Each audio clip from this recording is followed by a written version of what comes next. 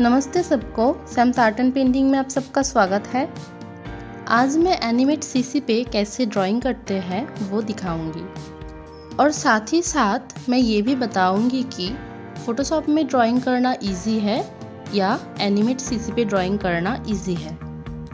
कहाँ पे ड्राइंग करने से एनिमेट सीसी पे एनिमेशन करने वक्त सुविधा होती है।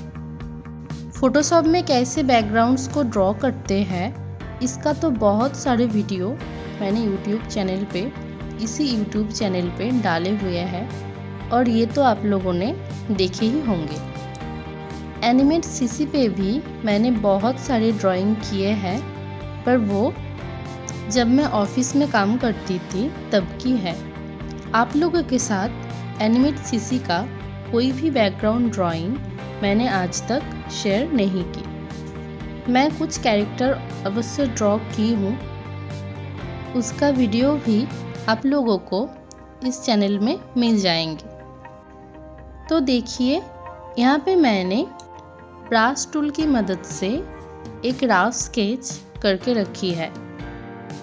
फ़ोटोशॉप में जैसे लेयर्स इम्पॉर्टेंट है, हम लोग हर एक चीज़ को हर एक लेयर्स में ड्रॉ करते हैं।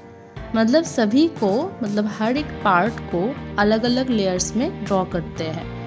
यहाँ पे भी लेयर्स है, पर यहाँ पे आप लोगों को ग्रुप के ऊपर ज़्यादा ध्यान देना पड़ेगा। फ़ोटोशॉप में जैसे लेयर्स में रखते हैं, यहाँ पे मतलब एनिमेट सीसी पे ग्रुप में हर एक चीज़ को अलग अलग ग्रुप में रखते हैं। यहाँ पे Ctrl G करने से ग्रुप बनाते हैं।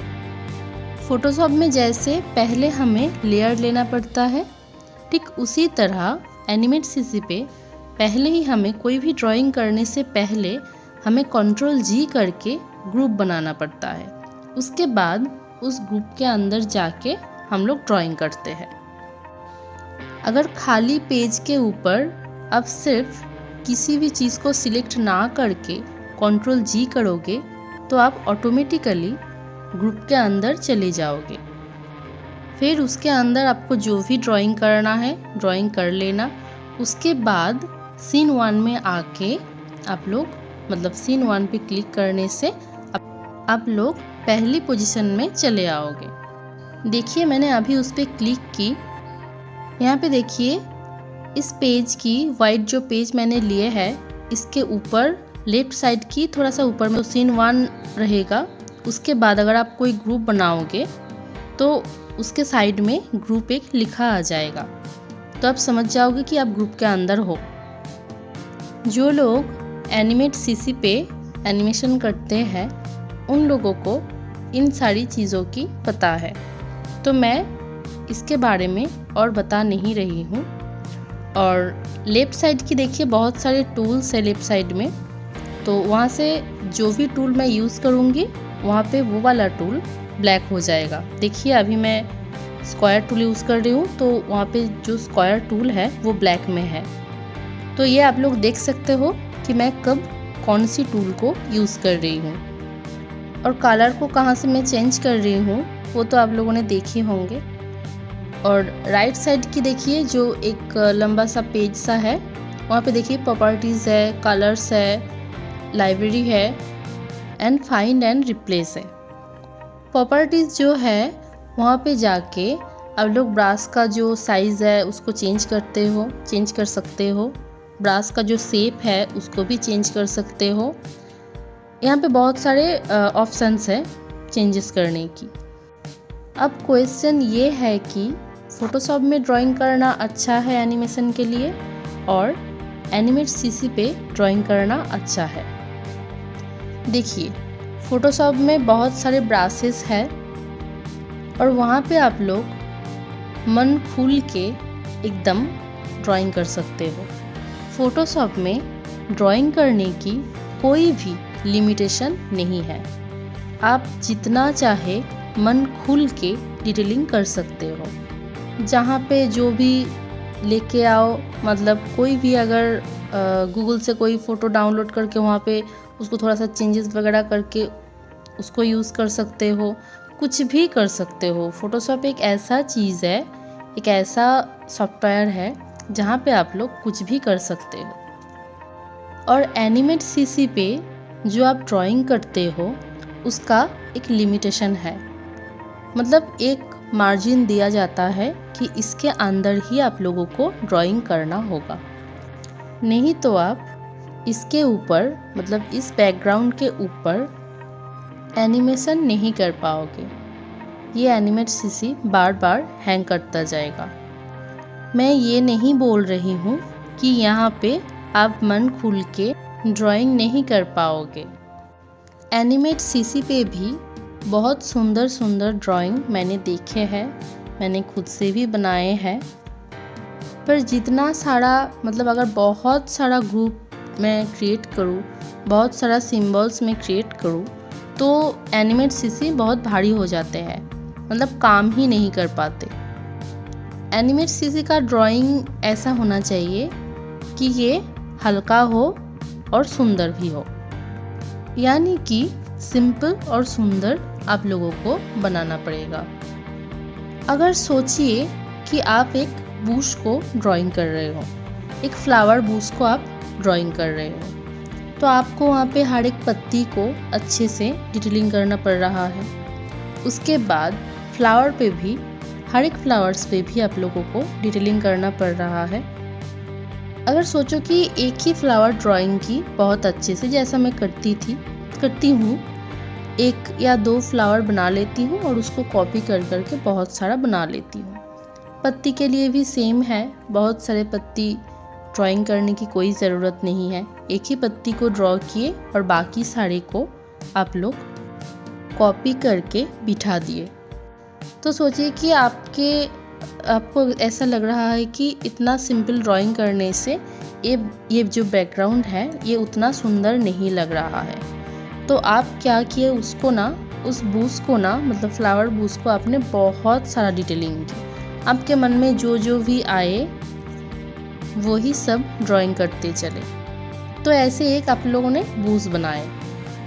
उसके बाद देखा कि बूस बहुत डिटेलिंग हो चुका है और बहुत भारी हो गया है, उसको आप इधर उधर भी नहीं कर पा रहे हो, एनिमेट सीसी अटक जा रहा है।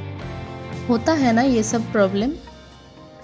तो जब आप लोग देख रहे हो कि ये इतना हेवी हो गया है और इसको आप हिला भी नहीं पा रहे हो कहीं पे भी, तो आप क्या करोगे, उसको सिंबल करके बिटमैप कर दोगे। और बिटमैप करने से क्या होगा, वो थोड़ा सा ब्लर सा हो जाएगा। मैंने सुना है कि कोई भी चीज़ को बिटमैप करने से पहले उस पार्ट को थोड़ा सा बड़ा कर लो, उसके बाद उसको बिटमैप करके उसको फिर उसके जगह उसका जो साइज़ आपको रखना है उसी साइज़ में उसको छोटा कर लेना पड़ेगा। तो बिटमैप करने से जितना ब्लर हो जाता है उसको अगर बड़ा करके थोड़ा सा बिटमैप कर लो, मतलब बड़ा करके बिटमैप कर लो, तो वो ब्लर थोड़ा सा कम होते हैं, पर ब्लर ज़रूर होते हैं, ठीक है। तो अब सोचो अगर वो ब्लर ही हो जाएगा तो उसको एनिमेट सीसी पे ड्राइंग करके क्या होगा। उसको फोटोशॉप में अच्छे से ड्राइंग कर लो, फिर उसका पीएनजी निकाल के यहाँ पे लेके चले आओ। बिटमैप करने से ये जितना ब्लर होगा, फोटोशॉप का ड्राइंग उतना ब्लर नहीं होते हैं। इसीलिए ज़्यादातर चैनल एनिमेट सीसी पे ड्राइंग करने से ज़्यादा फ़ोटोशॉप में ड्राइंग करना पसंद करते हैं। पर यहाँ पे एक दिक्कत है।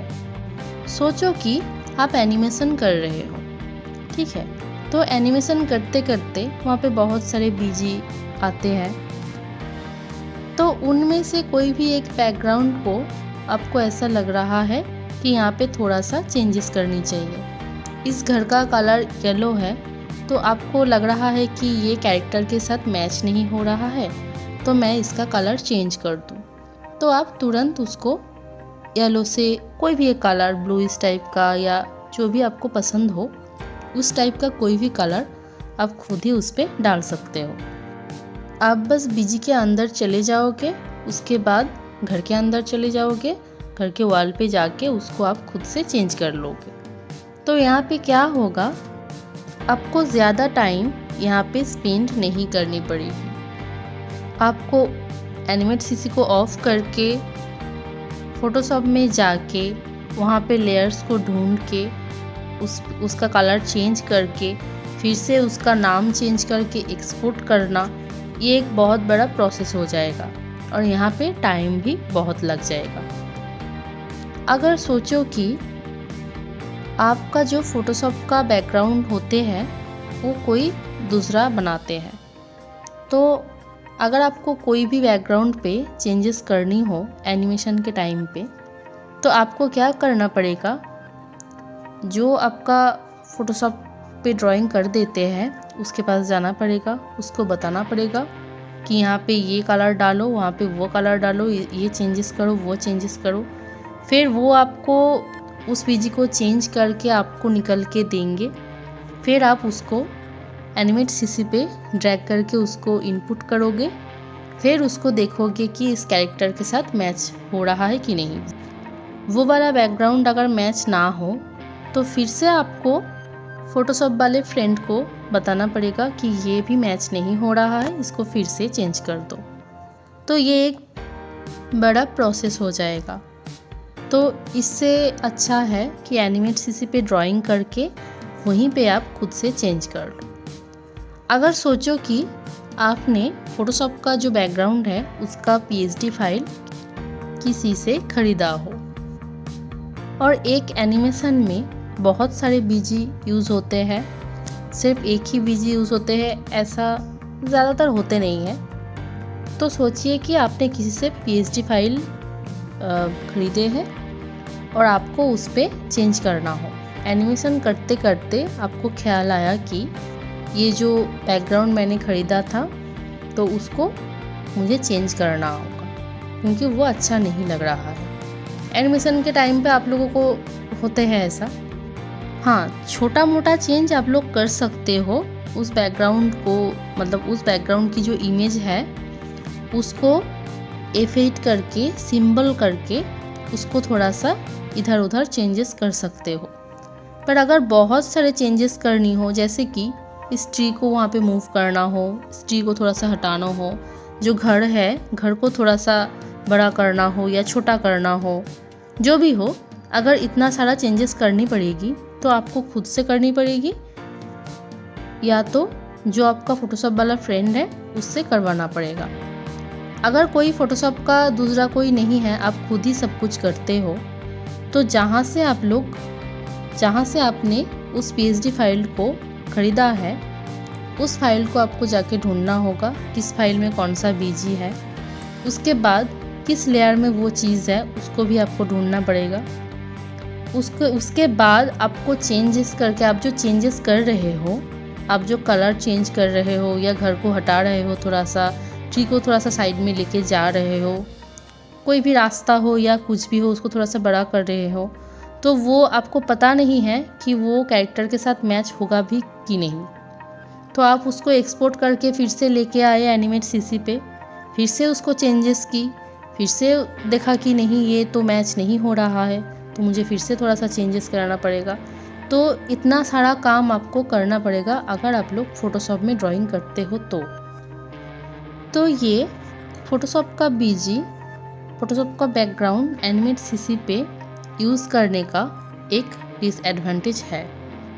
पर जो भी हो, फ़ोटोशॉप का बैकग्राउंड दिखने में सुंदर होता है। एनिमेट सीसी पे थोड़ा सा वेक्टर टाइप का बनता है और फ़ोटोशॉप में आप लोग एकदम रियलिस्टिक टाइप का बना सकते हो। एनिमेट सीसी पे भी बना सकते हो रियलिस्टिक टाइप का, पर फ़ोटोशॉप का ज़्यादा अच्छा रहता है। कुछ ही समय पहले फ़ोटोशॉप का ही एक डिसएडवांटेज मैंने आप लोगों के साथ शेयर की। उसका और एक डिसएडवांटेज है और ये बात अब सभी को पता भी है। आप लोग खुद ही इसको बहुत बार कमेंट करके बता चुके हो। वो क्या है? फ़ोटोशॉप में आप लोग जो भी ड्राइंग करते हो, जितना ही उसको डिटेलिंग करो, जितना ही उसको क्वालिटी का बनाओ, उसको जेपीईजी फॉर्मेट में एक्सपोर्ट करो या PNG फॉर्मेट में एक्सपोर्ट करो। किसी भी फॉर्मेट में आप उसको एक्सपोर्ट कर लो, पर उसके बाद जब भी आप उस इमेज को ड्रैग करके एनिमेट CC पे लाते हो तो वो थोड़ा सा ब्लरिश हो जाते हैं, और इसको ठीक करने का कोई भी उपाय मुझे पता नहीं है। तो ये फ़ोटोशॉप का एक बड़ा डिसएडवांटेज है। इसके अलावा बाकी सारा कुछ ठीक ही है। फ़ोटोशॉप में ड्राइंग करके बैकग्राउंड बना के उसको अपने एनिमेशन में या एनिमेशन स्टोरी में आसानी से यूज़ कर सकते हो। लोग बोलते हैं कि अगर आप लोग एडोब इलस्ट्रेटर में ड्राइंग करके उसको अगर एनिमेट CC पे लेके आते हो तो उसका क्वालिटी का कोई इधर उधर नहीं होते हैं, पर मैंने इलस्ट्रेटर कभी यूज़ नहीं किए है, तो मैं इस बात की गारंटी नहीं दे सकती। और एनिमेट CC पे कोई भी ड्राइंग यानी कि बैकग्राउंड पे कोई भी ऑब्जेक्ट हो उसका आप लोग एनिमेशन कर सकते हो, पर फोटोशॉप का अगर कोई भी चीज़ का बैकग्राउंड का कोई भी चीज़ का अगर आप लोगों को एनिमेशन करनी हो तो हर एक चीज़ को आप लोगों को वहाँ से यानी कि फ़ोटोशॉप से अलग अलग करके PNG निकालना पड़ता है। जैसे कि आप सोचिए, अगर किसी भी घर का कोई दरवाजे को आप एनिमेट करोगे और अगर वो बैकग्राउंड एनिमेट CC पे बना हुआ है तो आप खुद ही घर के अंदर जाके दरवाजे पे जाके वहाँ पे एनिमेशन कर सकते हो। पर अगर फ़ोटोशॉप का कोई बैकग्राउंड का घर का दरवाजे की एनिमेशन आप लोगों को करना हो तो आपको वहाँ पे जाके मतलब फ़ोटोशॉप में जाके उस दरवाजे को अलग से PNG निकाल के उसको काट के फिर उसको सिंबल करके यहाँ पे एनिमेशन कर सकते हो। तो फ़ोटोशॉप का प्रोसेस थोड़ा सा लेंदी है, पर फ़ोटोशॉप का जो है मतलब फ़ोटोशॉप का बना हुआ जो दरवाज़ा होता है वो ज़्यादा सुंदर होते हैं, इसीलिए ज़्यादातर लोग जन फ़ोटोशॉप ही यूज़ करते हैं। एनिमेट CC पे कलर को ब्लेंड करने का कोई भी ऑप्शन नहीं है, पर यहाँ पे भी ग्रेडियंट कलर यूज़ किया जा सकता है और इसमें कोई सॉफ्ट ब्रशेस भी नहीं है। कुछ ब्रशेस ऐसा है जिससे आप डिज़ाइंस बना सकते हो ब्रश का स्ट्रोक चेंज कर करके। चलिए अब ड्राइंग के बारे में कुछ बताते हैं। इस ड्राइंग पे मैंने ग्रेडियंट कलर ज़्यादातर यूज़ नहीं किए हैं। मैंने सिर्फ स्काई को ड्राइंग करते वक्त ग्रेडियंट कलर का यूज़ किए हैं, क्योंकि अगर मैं हर एक पार्ट पे हर एक छोटी छोटी चीज़ों पे ग्रेडियंट कलर यूज़ करूँगी तो इससे भी ये बैकग्राउंड भारी हो सकता है। घर पे और ट्री पे डिटेलिंग हो गया है, अब मैं रोड पे कर रही हूँ, तो उसके लिए मैंने ब्रश का रेड कलर चूज़ कर लिए है और उससे एरिया को सिलेक्ट कर रही हूँ कि कहाँ पे मुझे डार्क शेड देना है और कहाँ पे मुझे लाइट कलर की शेड देना है। शेड डालने के बाद वो जो रेड कलर से मैंने एरिया को सिलेक्ट की थी उस रेड कलर की लाइन के ऊपर डबल क्लिक करके उसको सिलेक्ट करके डिलीट बटन को प्रेस करके डिलीट कर रही हूँ, क्योंकि उस लाइंस को रखने की ज़रूरत नहीं है। अब देखिए रास्ते पे हो गया है। अब मैं लैंड जो है लैंड के ऊपर डिटेलिंग कर रही हूँ। यहाँ पे भी मैं हार्ड स्ट्रोक ही यूज़ करूँगी, यानी कि सॉफ्ट ब्रश से सॉफ्ट तो होते नहीं है पर ग्रेडियंट कलर यूज़ कर सकती थी, पर मैंने यहाँ पे घर को जिस स्टाइल में डिटेलिंग की उसी स्टाइल में यहाँ पे करने की कोशिश कर रही हूँ। देखिए लैंड पे डिटेलिंग हो गया है।